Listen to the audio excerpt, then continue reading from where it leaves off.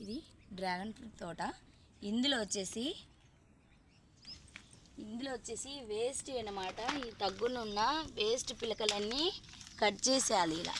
ఇలా కట్ చేసేసి తొలగించేయాలి మొత్తం.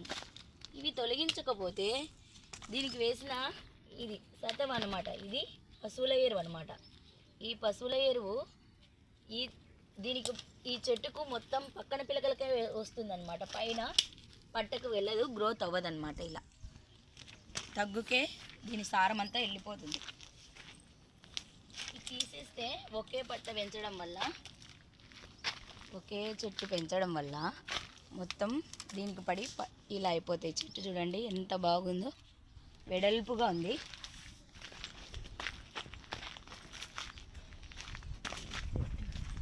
అందుకే ఇప్పుడు వచ్చేటివి అప్పుడు ఇలా తొలగించేస్తాను అనమాట.